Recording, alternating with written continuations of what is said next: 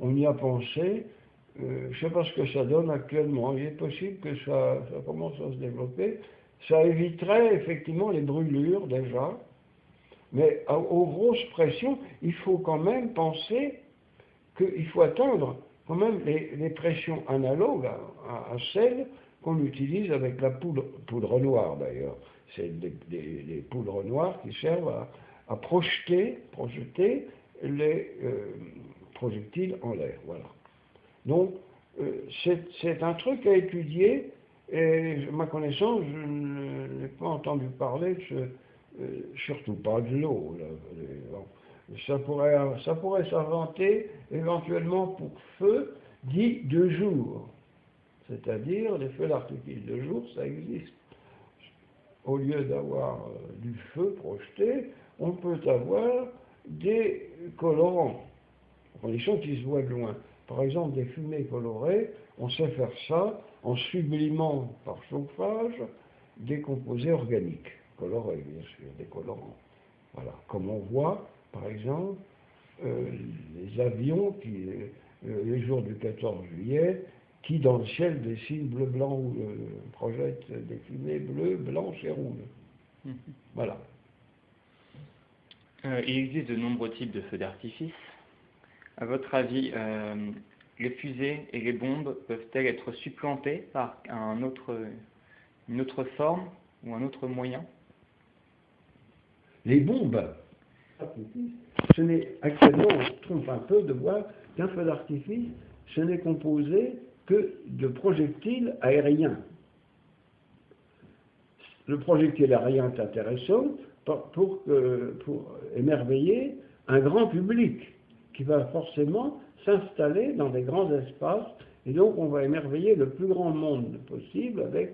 Mais je pense que l'objet par lui-même, bombe d'artifice, est quand même limité puisqu'il n'y a que lui. Et on a beau faire des éclatements sur grande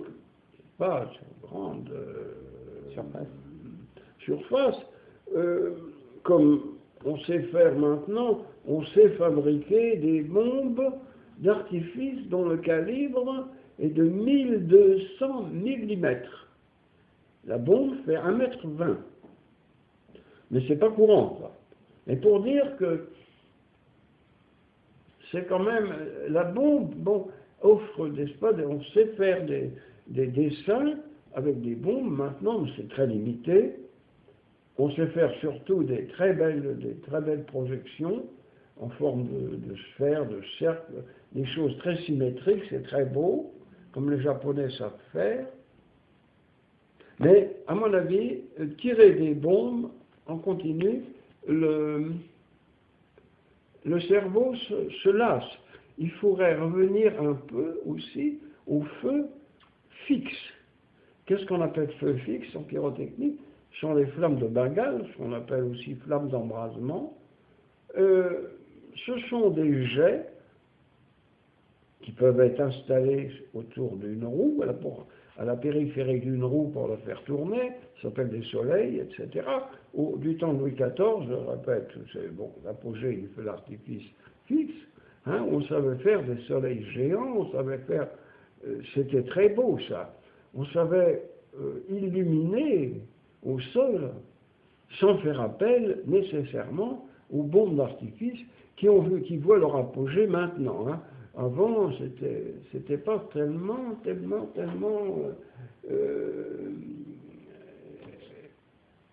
comment je vais dire, n'est-ce pas, l'effet produit est beaucoup plus beau maintenant qu'avant. Ça, certainement. Avant, il y avait peut-être le nombre, mais la bombe d'artifice n'atteint pas sa technicité de maintenant. Voilà. Mais il y a une limite, et quand on voit un bouquet d'artifices composé uniquement de bombes, surtout des bombes très symétriques, comme on fait au Japon, je disais, c'est lassant. Alors donc, il y a certainement une variété de pièces d'artifice à développer, ou disons, les avancées en feu d'artifice, on peut toujours inventer des choses. On peut toujours trouver des choses énergétiques, je ne sais pas, des explosifs ou des choses encore plus merveilleuses, à condition que le public soit un peu loin.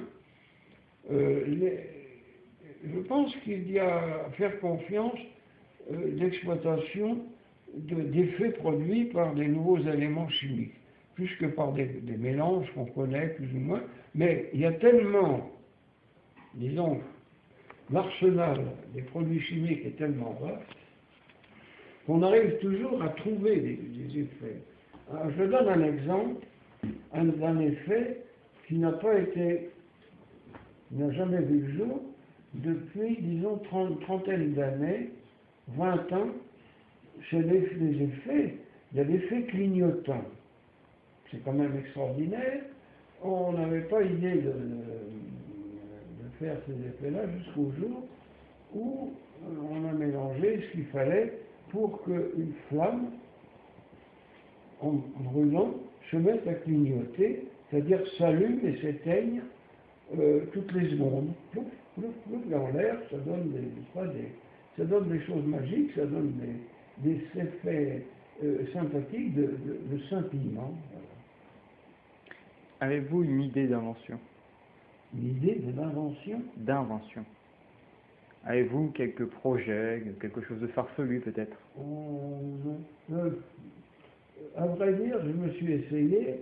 En général, on se heurte beaucoup à la sécurité, puisqu'il y a presque un adage qu'on peut sortir, qui est que plus c'est beau et plus c'est dangereux. Et je ne suis pas tout seul à le penser, il y en a d'autres avant moi qui l'ont pensé.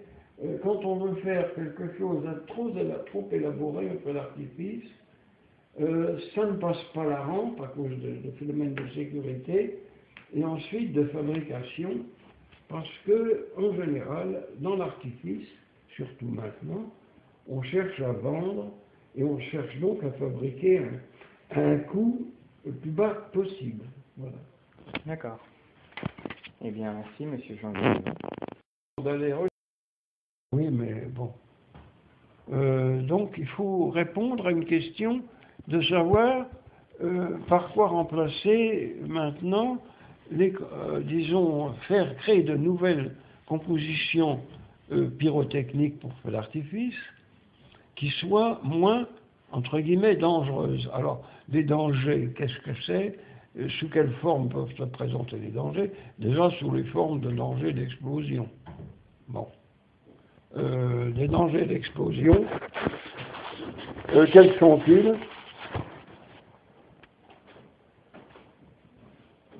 Par exemple, oui,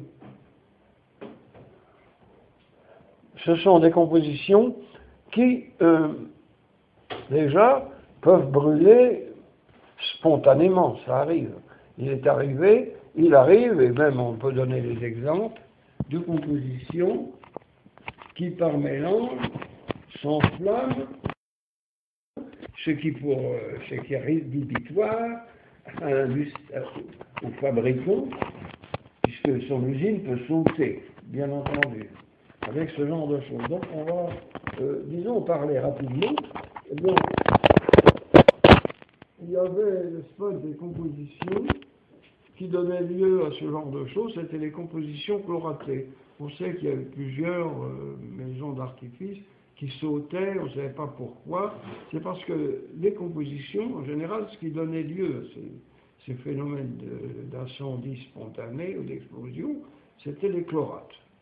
On a fabriqué jusqu'à maintenant, on utilise encore, mais assez peu quand même, des chlorates, surtout le chlorate de barium qui donne des très beaux verres. Bon. Mais les chlorates, dans certaines conditions, de nombreuses conditions, sont dangereux et peuvent donner lieu à des explosions, non pas forcément spontanées, mais aussi par l'effet de friction, de frottement, de choc.